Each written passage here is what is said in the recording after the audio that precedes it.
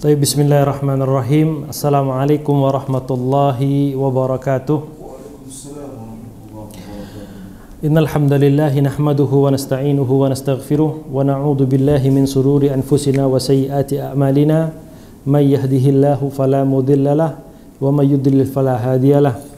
Asyhadu an la ilaha illallah wahdahu la syarikalah wa asyhadu anna Muhammadan abduhu wa rasuluh. Amma ba'd. Qala Allah tabaraka wa ta'ala fi kitabihil karim, ya ayyuhalladzina amanu taqullaha haqqa tuqatih wa la tamutunna illa wa antum muslimun. Wa qala sallallahu alaihi wasallam, man salaka tariqan yaltamisu fihi ilma sahhalallahu bihi tariqan ilal jannah. Alhamdulillah, kita panjatkan puja dan puji syukur kita kepada Allah Subhanahu wa taala yang telah memberikan nikmatnya kepada kita yang tidak terhitung. Kemudian salawat serta salam kita limpahkan kepada junjungan kita, yaitu Nabi kita Muhammad sallallahu alaihi wasallam, yang karenanya kita berada di terang benderangnya Islam dengan kalimat tauhid la ilaha illallah yang menyatukan kita menjadi saudara dengan kalimat la ilaha illallah Muhammadur Rasulullah sallallahu alaihi wasallam. Kemudian jamaah yang dirahmati oleh Allah Subhanahu wa taala, kita meneruskan pembahasan kita tentang sirah nabawiyah yang sudah selesai, dan sekarang masuk ke sirah khulafa rasyidin, yaitu di masa Ali bin Abi Thalib radhiyallahu taala an. Di pembahasan sebelumnya sedikit kita bahas di masa pemerintahan Ali bin Abi Thalib yang hanya sekedar 5 tahun. Ali bin Abi Thalib radhiyallahu taala anhu tidak memiliki waktu yang banyak untuk memulihkan stabilitas keamanan yang ada di kota Madinah Al-Munawwarah. Karena itu di masa Ali bin Abi Thalib itu hanya masa yang singkat sebelum beliau syahid dibunuh oleh orang-orang Khawarij. Di pertemuan sebelumnya juga kita sudah bahas bagaimana fitnah-fitnah yang terjadi di masa pemerintahan Ali bin Abi Thalib, yaitu ada perang Jamal antara kubu Ali bin Abi Thalib dengan Ummul Mukminin Aisyah, dan ada Talha bin Ubaidillah dan Zubair bin Awam radhiyallahu taala anhum jami'an. Ini fitnah terjadi sampai peperangan terjadi karena fitnah orang-orang Khawarij. Kemudian juga ada fitnah peperangan Siffin di antara kubu Ali bin Abi Thalib radhiyallahu taala anhu dan kubunya Muawiyah bin Abi Sufyan radhiyallahu taala anhuma. Sampai terjadilah perang Siffin yang menyebabkan banyak korban berjatuhan di antara kedua belah pihak.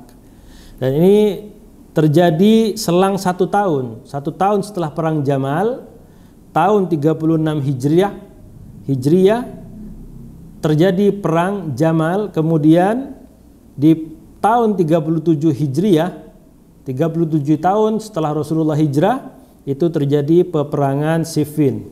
1 tahun kemudian baru terjadi peperangan Siffin, selang 1 tahun. Jadi di masa Ali bin Abi Thalib hanya 5 tahun, itu hanya penuh dengan fitnah dan intrik yang dilakukan oleh orang-orang Khawarij. Cikal bakalnya memang ada di zaman Sayyidina Utsman. Di awal permulaan kepemimpinan Utsman bin Affan, orang-orang Khawarij ini sudah ada. Akan tapi mereka tidak menampakkan diri. Hanya ada pemikirannya, fikrahnya saja. Dan ini berbahayanya sebuah fikrah. Berani menampakkan diri ini setelah terjadinya peperangan Siffin, bukan di saat peperangan Siffin. Di peperangan Siffin orang-orang Khawarij itu ada di kubunya Ali bin Abi Thalib, dan sebagian juga ada di kubunya Muawiyah. Tapi yang lebih banyak ada di kubunya Ali. Dan Ali menyadari bahwa orang-orang Khawarij ini jumlahnya banyak dan ada di kubunya dia.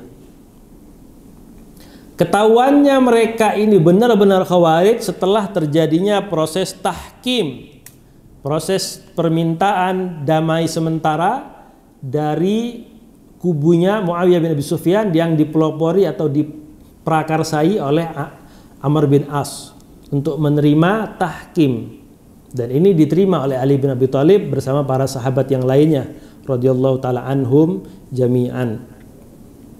Karena Ali bin Abi Thalib menerima tahkim, permintaan damai dari Amr bin As, kubunya Muawiyah yang tidak mau membaiat Ali bin Abi Thalib pemimpin yang sah pada saat itu, maka harus diperangi menurut orang-orang Khawarij. Apakah Ali bin Abi Thalib mempunyai pola pikir yang sama? Muawiyah tidak mau berbaiat kepada dia. Apakah Ali bin Abi Thalib mengeluarkan sebuah statement atau sebuah isyarat bahwa orang-orang yang tidak membaiat Ali, membaiat dirinya itu dicap sebagai Khawarij? Tidak pernah ada. Ali tidak pernah memberikan isyarat radhiyallahu taala an, tidak pernah memberikan isyarat bahwa Muawiyah adalah Khawarij. Cuma tidak mau berbaiat saja karena ada satu atau dua hal yang menyebabkan Muawiyah tidak mau membaiat Ali bin Abi Thalib. Dan ini bukan hal yang kecil, ya. Ini hal yang sangat besar, yaitu darah seorang Khulafa Rasyidin, seorang Dzunnurain, ya, yaitu Utsman bin Affan radhiyallahu taala an. Kemudian tema kita pada malam hari ini, ya, munculnya kaum Khawarij. Memang munculnya kalau kita bahas secara fikrahnya memang sudah ada pada awal-awal pemerintahan Utsman bin Affan. Akan tetapi muncul di atas permukaan, ke atas permukaan ya. Bukan di dalam laut nih. Di zaman Utsman dia di dasar laut. Mulai naik sedikit, mulai naik sedikit, mulai naik sedikit. Nah, muncul ke permukaan itu ketika pada masa Ali bin Abi Thalib, tepatnya setelah proses tahkim. Ya, bagaimana itu kita akan bahas. Munculnya kaum Khawarij, di antara fitnah-fitnah yang terjadi adalah munculnya kaum Khawarij, kaum yang mengkafirkan orang-orang yang melakukan maksiat atau yang mereka anggap melakukan maksiat. Ada dua ya, yang mereka pikir melakukan maksiat versi mereka itu kafir, melakukan dosa kecil menurut mereka kafir, dan bisa jadi juga melakukan dosa yang memang menurut syariat Islam itu dosa. Contohnya kita minum khamr, dosa nggak? Dosa besar. Menurut Khawarij kafir. Jadi melakukan dosa sekecil apapun, berbohong, dosa kafir. Itu cikal bakal pemikiran Khawarij. Jadi aslinya seperti itu. Pola pikir Khawarij yang orisinil, yang originalnya seperti itu. Siapapun yang beragama Islam melakukan dosa, baik besar maupun kecil, selesai. Kafir, halal darahnya, halal kehormatannya, halal hartanya, semua disikat. Itu orisinil. Nah, dari yang orisinil ini berkembang biak menjadi beberapa model. Ada yang nggak seperti itu, ada yang agak dosisnya ringan. Dosisnya orang-orang Khawarij yang nggak seperti itu, yang nggak seperti originalnya dulu, itu dosisnya agak turun sedikit. Oh, dia tidak mengkafirkan secara langsung, kan, tapi secara tidak langsung seakan-akan kaum muslimin yang ada di seluruh dunia ini itu tidak benar dalam beribadah, atau sebagian mereka menyembah selain Allah, kata. Nah, ini adalah fitnah-fitnah orang-orang Khawarij yang masih ada pola pikirnya sampai sekarang, meskipun nggak orisinal seperti pola pikirnya orang-orang Khawarij pada saat zaman dahulu. Kemudian munculnya kaum Khawarij yang memberontak kepada Ali radhiyallahu taala an. Kenapa memberontak orang-orang Khawarij? Karena Ali mau menerima tahkimnya kubunya Muawiyah dan Amr bin As. Setelah berakhirnya perang Siffin, nah kan? Setelah berakhirnya perang Siffin baru pecah berani muncul ke permukaan orang-orang Khawarij ini. Sudah tidak sembunyi-sembunyi. Sudah bukan fikrahnya lagi, tapi orang-orangnya juga mengklaim dengan berani saya mempunyai pola pikir Khawarij. Dan mereka kalau kita katakan mereka Khawarij, mereka nggak mau. Enggak, justru Islam yang asli begini. Jadi mereka ini memang luar biasa. Ya. Ciri-ciri orang-orang Khawarij sesuai sabda Rasulullah sallallahu alaihi wasallam, hadis yang masyhur muttafaqun alaih. Nah, kalau muttafaqun alaih ini diriwayatkan oleh siapa saja? Hadis kalau disebut hadis muttafaqun alaih itu dua. Yang pertama Imam Bukhari meriwayatkan dan Imam Muslim. Kalau Imam Muslim dan Imam Bukhari meriwayatkan hadis yang sama, ini disebut muttafaqun alaih. Ada pendapat yang memasukkan satu orang lagi, yaitu Ahmad. Siapa Ahmad di sini? Ahmad bin Hanbal. Ya. Tapi yang lebih masyhur muttafaqun alaih itu Bukhari dan Muslim. Rasulullah sallallahu alaihi wasallam bersabda, "Sayakhruju qaumun fi akhiriz zaman." Akan keluar sebuah kaum pada akhir zaman nanti, hudatsun asnan. Mereka masih muda dalam segi umur. Luar biasa. Pemuda di usia emasnya ini tampil. Jarang ya ada pemuda tampil dengan membawa perkataan khairul bariyah. Siapa khairul bariyah? Yaitu Nabi Muhammad SAW. Sayakhruju qaumun fi akhiriz zaman huddatsaul asnan. Mereka umurnya masih muda. Kemudian sufahaul ahlam, sedikit ilmunya. Dalam arti sedikit yang dia tahu. Mungkin hanya kulitnya saja. Seperti orang baru belajar silat, baru sabuk putih ya, yang paling dasar itu putih ya. Sudah mau semuanya ditendang, ya. Semuanya mau disenggol sama dia. Ya seperti orang belajar silat, baru belajar sudah seakan-akan dirinya ya, ahli kungfu. Ya, memang seperti itu. Kemudian sufahaul ahlam, dan mereka itu sedikit ilmunya, yakulun, mereka membawa perkataan atau mereka berkata-kata min khairi qaulil bariyah, membawa perkataan yaitu khairul bariyah. Mereka mengatakan sesuatu dari sebaik-baiknya manusia. Maksudnya mereka membawa perkataan dari Nabi Muhammad, karena sebaik-baik manusia siapa? Rasulullah SAW. Sedikit-sedikit ngeluarin hadis, sedikit-sedikit ngeluarin hadis, sedikit-sedikit ngeluarin hadis. Banyak nggak? Banyak. Anak-anak muda masih di usia emasnya membawa perkataan khairul bariyah, luar biasa. Kan tapi la yujawizuhu imanuhum hanajirahum. Iman mereka tidak melebihi kerongkongan. Nggak sampai di dalam hati. Ini menurut para ulama berbahaya. Orang yang belajar hadis, belajar Islam tanpa melalui guru yang jelas, tanpa melalui metode-metode salaf. Bagaimana metode salaf? Ya kita bisa cross check. Bagaimana mereka, para salaf kita, dari salaf yang mungkin 2 abad, 3 abad, 4 abad, 5 abad di atas kita, sampai ke tabi'in, tabi'ut tabi'in, tabi'ut tabi'in, tabi'in, dan Nabi Muhammad SAW dan para sahabatnya. Para sahabat itu membuat madrasah. Setelah Rasulullah SAW itu wafat, para sahabat itu menyebar. Ya kan?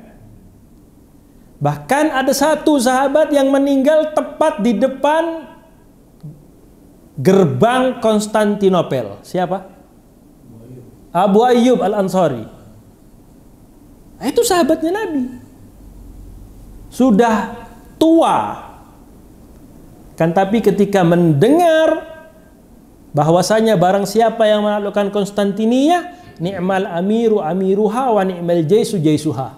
Barang siapa yang menaklukkan Konstantinopel, maka sebaik-baik pemimpin adalah pemimpinnya dan sebaik-baik pasukan itu. Dengar hadis itu berangkat Abu Ayyub.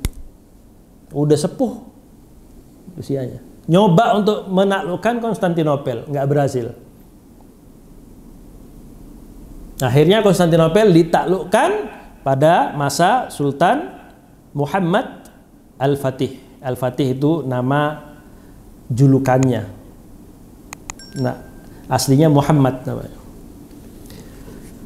Kemudian mereka la yujawizuhu imanuhum hanajirahum. Tidak iman mereka tidak melebihi kerongkongannya. Cuma sampai di sini aja. Kenapa? Karena mereka cuma berkata-kata, cuma permainan, katanya bagus. Begitu ditanya sebuah ilmu, nggak bisa menjelaskan secara mendalam. Hadis ini Pak, hadis ini tidak bisa kita fahamin secara tekstual. Berbahaya kalau difahami secara tekstual. Nah, Imam Ahmad bin Hambal pernah berterima kasih kepada Syafi'i, gurunya. Kalau bukan karena Syafi'i, maka saya akan tersesat dalam memahami hadis. Imam Ahmad bin Hambal yang menulis kitab Musnad Imam Ahmad. Yang menulis ya sebenarnya bukan Imam Ahmad, tapi murid-muridnya. Tapi memang pola pikirnya dari Imam Ahmad bin Hambal. Beliau menyatakan terima kasihnya kepada Imam Syafi'i. Karena hadis itu harus difahami dengan fiqhul hadis. Nggak bisa kita fahamin hadis secara tekstual. Akhirnya berantakan. Itu sifat-sifat orang-orang Khawarij. Kemudian yamruquna minad din, mereka terlepas dari agama, keluar dari agama, kama yamruqus sahamu minar ramiyah, seperti terlepasnya anak panah dari busurnya. Jadi sifat-sifatnya orang-orang Khawarij ini luar biasa. Kemudian kembali lagi, awal kemunculannya adalah setelah berakhirnya perang Siffin, muncul ke permukaan, bukan sebatas fikroh lagi ya, pola pikir, enggak, sudah muncul sebagai sekte, kelompok, dan kesepakatan antara penduduk Irak dan Syam untuk mengangkat damai antara kedua kelompok. Di tengah perjalanan kembalinya Ali radhiyallahu taala anhu ke Kufah, kaum Khawarij ini memisahkan diri. Padahal sebelumnya mereka bersama pasukan Ali bin Abi Thalib. Jadi perjalanan balik setelah tahkim ini memisahkan diri orang-orang Khawarij ini, dan mereka singgah kepada di suatu tempat yang kalau nggak salah namanya Harura. Jumlah mereka mencapai 8.000 orang. Ada juga yang mengatakan 16.000 orang. 8.000 aja banyak pada zaman itu. Kalau zaman sekarang sih mungkin sedikit. Kemudian Ali bin Abi Thalib mengutus Ibnu Abbas radhiyallahu taala anhuma kepada orang-orang Khawarij. Maka Ibnu Abbas radhiyallahu taala an berdialog dengan mereka sehingga sebagian mereka kembali dan bergabung dengan golongan yang mentaati Ali bin Abi Thalib. Jadi orang Khawarij ini cuma bisa dihadapi dengan dua cara. Kalau menurut sejarah ya, menurut sejarah cuma bisa dihadapi dengan dua cara. Yang pertama diskusi. Itu yang pertama diskusi. Seperti yang dilakukan Ibn Abbas. Berhasil 100%? Enggak. Sebagian rujuk kepada taat kepada Ali bin Abi Thalib, tidak mengkafirkan kaum muslimin. Cara yang kedua, sama seperti mereka, memerangi kita. Memang harus diperangi orang-orang Khawarij ini. Kalau tidak, bahaya.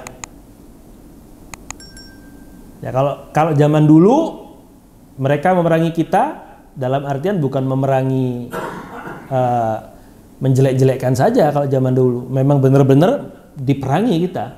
Ya, maka tugas kita adalah memerangi orang-orang Khawarij. Nah, tapi bagaimana kalau Khawarij-Khawarijnya yang dosisnya sudah rendah seperti orang-orang sifat-sifat Khawarij yang ada di kaum muslimin zaman sekarang? Mereka kan nggak mungkin menghalalkan darah kita. Mentoknya orang-orang yang masih mempunyai faham-faham sedikit ke Khawarij, itu mereka membunuh karakter kita.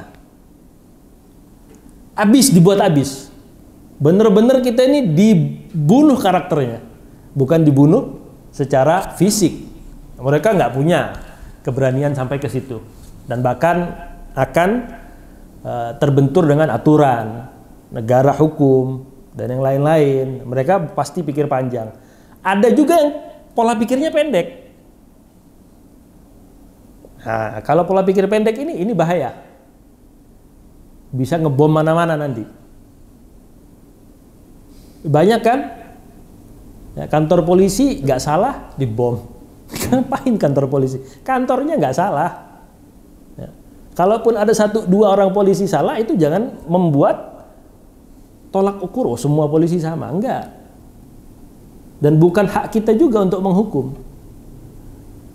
Nah, ini berbahaya. Pintu radikal ini dari orang-orang yang mempunyai fikrah, masih mempunyai warisan dari yang original dulu. Yang original dulu. Kemudian jamaah yang dirahmati oleh Allah Subhanahu wa taala, setelah itu golongan Khawarij menyebarkan isu bahwa Ali telah taubat dari keputusan hukum. Karena itulah sebagian dari mereka kembali mentaati. Kemudian Ali bin Abi Thalib berkhutbah di hadapan mereka di Masjid Kufah, lalu orang-orang yang ada di sisi masjid berteriak dengan berkata, la hukma illa hukmullah. Tidak ada hukum kecuali hukumnya Allah. Itu menyindir Ali bin Abi Thalib ketika menerima tahkimnya Muawiyah bin Abi Sufyan. Orang seperti Ali bin Abi Thalib disindir seperti itu. Tidak ada hukum kecuali hukumnya Allah. Kemudian Ali itu apa yang dilakukan Ali menerima tahkim itu bukan hukum Allah. Justru Ali menghidupkan hukum Allah. Bagaimana hukumnya? Barang siapa yang membunuh 1 jiwa saja, itu kata Allah Subhanahu wa taala, hancurnya dunia semuanya ini lebih murah harganya dibanding lenyapnya 1 nafas atau 1 jiwa tanpa hak. Justru Ali menghidupkan hukum Allah. Tapi pola pikir mereka yang terlalu tekstualis ini berbahaya. Mereka mengatakan tidak ada hukum kecuali hukum Allah. Seakan-akan Ali bin Abi Thalib dengan kapasitas beliau karamallahu wajhah radhiyallahu taala anhu tidak berhukum dengan hukum Allah menurut versinya mereka. Dan mereka berkata, engkau telah menyekutukan Allah, menjadikan orang-orang sebagai landasan hukum. Menjadikan Muawiyah bin Abi Sufyan yang gak mau berbaiat dibuat jadi landasan hukum. Diterima tahkimnya.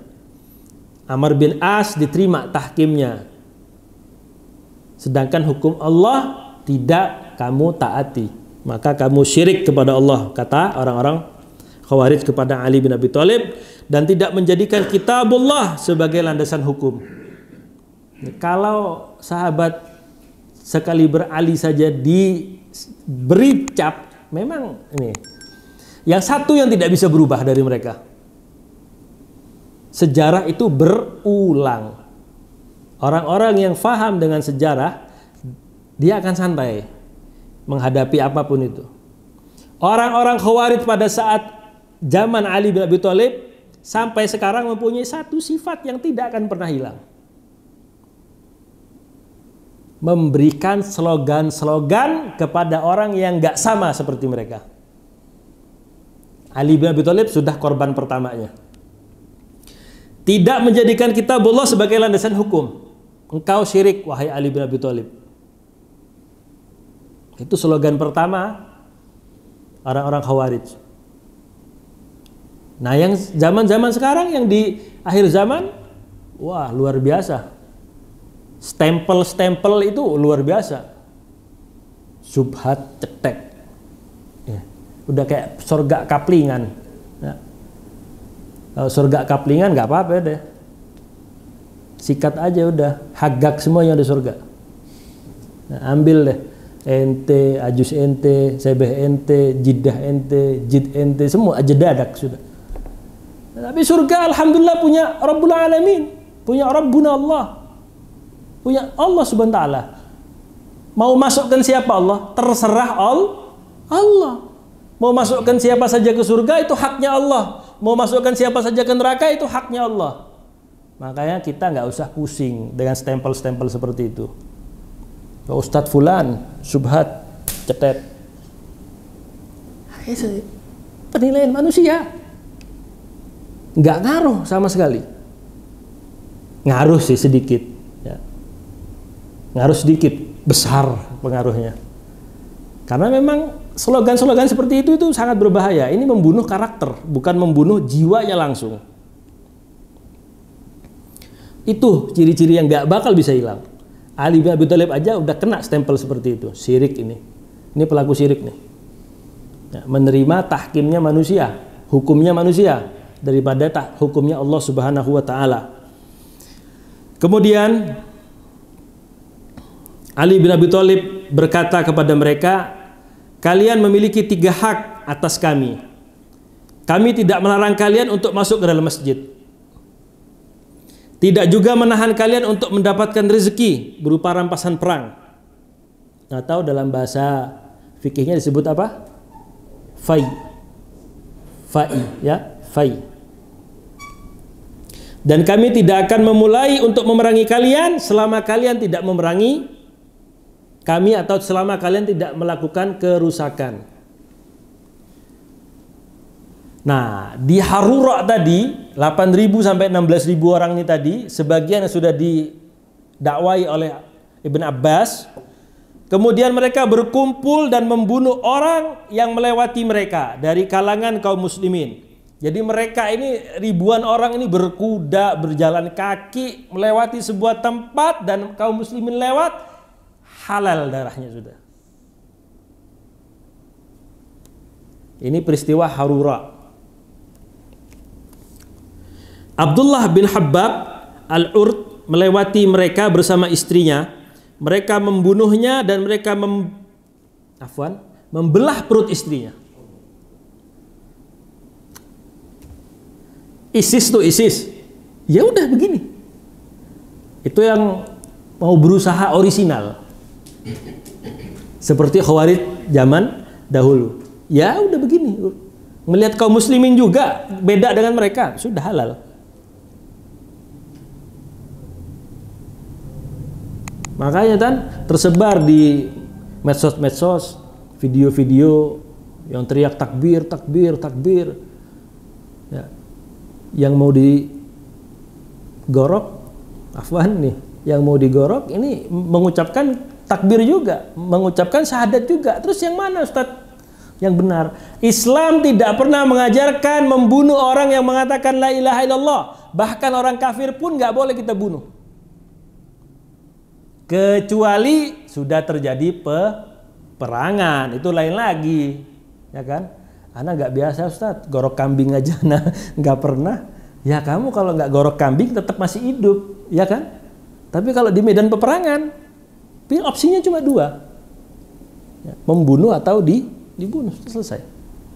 Nah ini orang-orang Khawarij ini, kalau kita bahas sejarahnya secara detail, jijik kita. Jadi membunuh suaminya, Kemudian istrinya itu dibelah perut istrinya, kemudian mengeluarkan anaknya. Itu sahabat ya, Abdullah bin Habbab. Tatkala Amirul Mukminin Ali bin Abi Thalib radhiyallahu taala anhu mengetahui hal itu dan bertanya kepada mereka, siapa yang telah membunuhnya? Mereka menjawab, kami semua membunuhnya. Kan nggak mungkin ribuan orang membunuh cuma 2 orang. Mungkin nggak? Mungkin nggak? Ribuan orang membunuh 2 orang. Ini menandakan apa? Bahwa memang mereka satu sama lain itu begini, kompak. Mereka aja orang Khawarij kompak. Lah gimana kita? Yang kita mempunyai pola pikir nggak Khawarij, nggak kompak satu sama lain. Ya, mereka kompak. Yang membunuh mungkin 1 atau 5 orang atau mentok 10. Tapi yang mengaku, ya siapa yang membunuhnya? Kami semua telah membunuhnya. Nah, lalu Ali bin Abi Thalib bersiap-siap untuk memerangi mereka dan berjumpa dengan mereka di sebuah tempat yang terkenal dengan sebutan Nahrawan. Akhirnya terjadilah pertempuran Nahrawan. Pertempuran antara Ali bin Abi Thalib dengan orang-orang Khawarij. Nahrawan sendiri itu berada di 3 sungai di sebuah negeri yang luas di dekat Baghdad. Pada asalnya adalah lembah yang awalnya itu dari wilayah Azerbaijan. Sungai tersebut mengaliri banyak perkampungan, lalu sisanya mengaliri di kota Dajlah. Dajlah itu di wilayah Irak. Dalam bahasa Persia dikatakan Jawaran. Nahrawan itu bahasa Arabnya. Nah, di pertempuran Nahrawan ini Ali bin Abi Thalib menghabisi orang-orang Khawarij. Akhirnya beliau menghancurkan mereka dengan telak dan tidak ada yang selamat darinya kecuali sedikit saja. Disikat rata oleh Ali bin Abi Thalib radhiyallahu taala anhu. Nabi SAW telah mengabarkan akan keluarnya kelompok ini di tengah-tengah umatnya. Telah diriwayatkan dalam hadis yang mutawatir. Mutawatir tentang sifat-sifat Khawarij termasuk yang tadi kita sebutkan. Sebagiannya disebutkan oleh Al-Hafidh Ibnu Katsir lebih dari 30 hadis dalam kitab Sahih dan Sunan dan kitab-kitab Musnad. Jadi kalau kitab Sahih, Sahih Muslim, Sahih Bukhari itu ada lebih dari 30. Kemudian Sunan Tirmidzi, terus Sunan apa lagi? Ibn Hibban, banyak dan kitab-kitab Musnad Imam Ahmad, banyak deh pokoknya. Di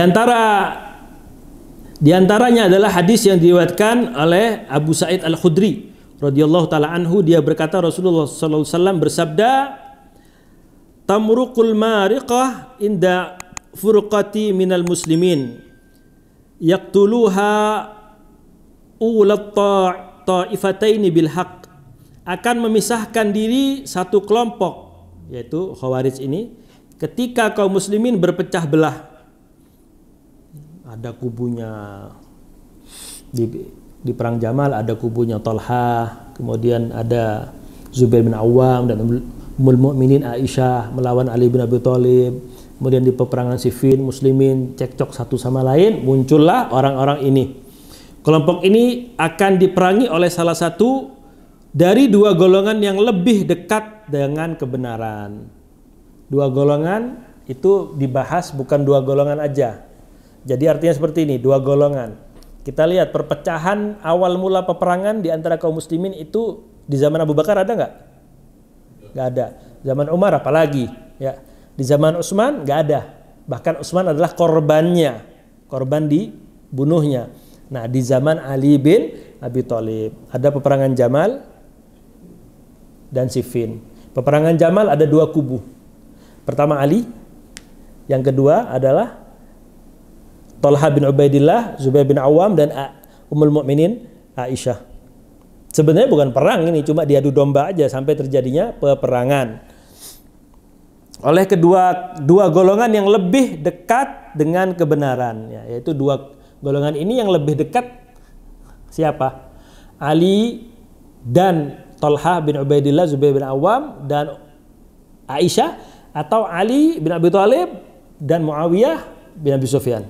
Otomatis Ali yang lebih dekat dengan kebenaran, yang akan diperangi, kata Rasulullah, dengan akan diperangi kelompok tersebut oleh salah satu golongan dari dua golongan yang lebih dekat dengan kebenaran. Jadi dari dua golongan ini tadi yang memerangi orang-orang Khawarij siapa? Ali. Ya, meskipun nanti ada ya di Daulah Umayyah orang-orang Khawarij itu disikat semuanya oleh yang namanya Hajjaj bin Yusuf Ats-Tsaqafi. Ya, itu diratakan semua itu. Dan markasnya itu ada di Irak. Kemudian dari Abu Sa'id radhiyallahu taala anhu bahwasanya ketika beliau ditanya tentang Al-Haruriyah, beliau menjawab, aku tidak tahu apa Al-Haruriyah itu. Aku mendengar Nabi SAW bersabda, yakhruju fi hadhil ummah, akan keluar di dalam umat ini, walam yaqul minha, dan beliau tidak mengatakan di antaranya, qaumun, sebuah kaum, suatu kaum, tahqiruna tahqiruna salatakum ma'a salatihim.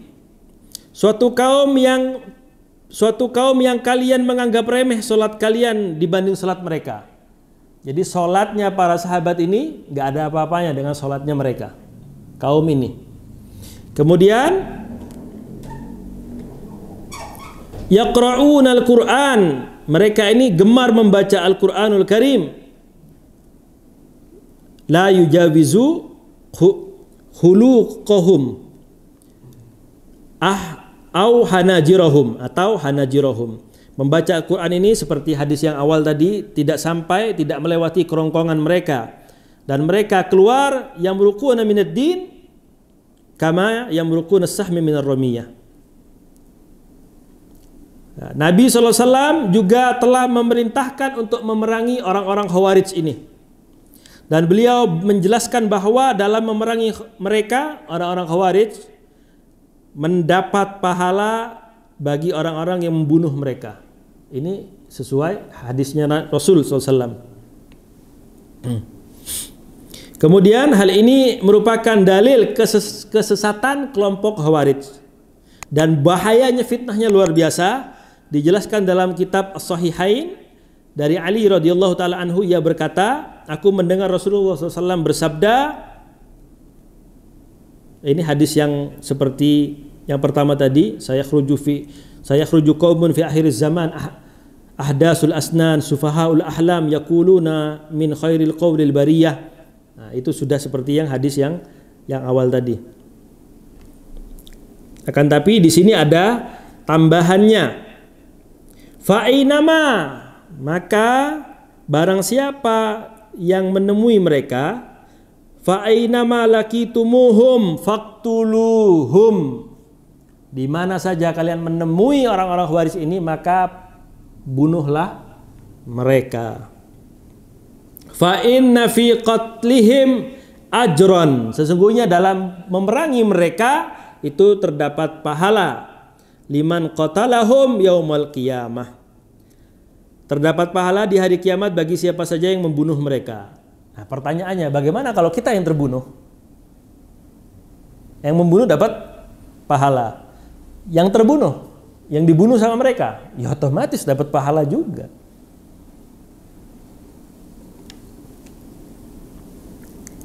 Kemudian Al-Imam Al-Bukhari rahimahullahu taala berkata, Ibnu Umar radhiyallahu taala anhuma menganggap mereka sebagai makhluk Allah yang paling jelek.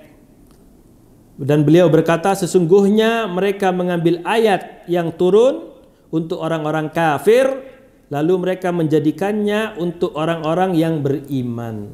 Jadi ayat turun untuk orang-orang kafir, mereka ambil, mereka arahkan untuk kaum muslimin. Nah, sekarang syirik itu gimana sih? Dosa syirik itu masuk surga nggak kira-kira? Abadan. Lah ini kaum muslimin disirik-sirikan, mengucapkan la ilaha illallah Muhammadur Rasulullah, membaca Quran, nggak bermaksiat, kan tapi amaliyahnya berbeda. Amaliyahnya berbeda, sudah mensirik-sirikkan orang. Nah, ini musibah. Dan mereka juga tanpa sadar juga membawa seperti itu. Bahkan di daurah-daurah, di pengajian-pengajian, judulnya juga luar biasa. Bahkan ada yang judulnya, sebagian umat ini ada yang menyembah berhala. Siapa yang menyembah berhala? Yang menyembah berhala siapa? Ada nggak kaum muslimin pada saat ini menyembah berhala? Tidak ada. Itu cuma perbedaan sudut pandang. Nggak ada yang menyembah berhala seperti orang-orang musyrikin Quraisy zaman dahulu. Orang-orang musyrikin Quraisy itu tidak mengatakan kalimat syahadat. Dan ketika perang, kalah, jatuh pedangnya, takut dibunuh, mengucapkan syahadat. Ada kan sahabat yang melakukan ini? Kamu syahadatnya pura-pura. Belum pernah sholat. Belum pernah ibadah apa-apa. Cuma jatuh pedangnya, takut dibunuh, mengucapkan syahadat. Kamu ucap syahadatnya nggak dari hati, tebas sama sahabat itu. Nabi marah dengan mengatakan asyaqaqta sadrahu. Apakah kamu membelah hatinya, jadi kamu tahu bahwa dia memang benar-benar mengucapkan itu karena takut meninggal? Apa benar-benar dia mengucapkan itu dengan mau masuk Islam? Nah, ini bukan masalah yang sepele. Ini permasalahan yang berat, fitnah Khawarij ini. Kemudian jamaah yang dirahmati oleh Allah Subhanahu wa taala, sebagai penutup, hadis yang berikutnya, kaum Khawarij senantiasa menampakkan dirinya ini hingga Dajjal menjumpai kelompok terakhir dari mereka. Fikrahnya orang-orang Khawarij ini ada dari zaman dulu sampai Dajjal ketemu orang terakhir yang mempunyai pola pikir seperti orang-orang Khawarij ini. Dijelaskan dalam hadis Ibnu Umar radhiyallahu taalaan bahwasanya Rasulullah SAW bersabda, akan tumbuh, saya baca terjemahannya aja, akan tumbuh para pemuda yang membaca Al-Quran, kan tapi tidak melewati kerongkongan mereka. Setiap kali kelompok dari mereka muncul, maka mereka pantas untuk dihancurkan. Ibnu Umar berkata, aku mendengar Rasulullah SAW bersabda, setiap kali sekelompok dari mereka keluar, maka mereka pantas untuk dihancurkan. Lebih dari 20 kali hingga Dajjal keluar di dalam kelompok terakhir. Ini fitnahnya luar biasa. Sampai hatta yakhruju fi iradihimud Dajjal. Sampai Dajjal keluar dari kelompok mereka, dari kelompok terakhir. Ya, jadi menampakkan diri secara jelas, tidak sembunyi-sembunyi lagi, berdasarkan pola pikir di zaman Utsman, awal-awal zaman Utsman itu baru fikrahnya saja. Orang yang mempunyai fikrah Khawarij sembunyi. Terang-terangan di permukaan itu ketika selesai tahkim, damainya perang di Siffin. Jadi luar biasa fitnah-fitnah Khawarij ini. Ya, mudah-mudahan kita diselamatkan oleh Allah Subhanahu wa taala dari fikrah-fikrah, fitnah-fitnah yang seperti fikrah Khawarij ini. Wallahu taala alam bisawab.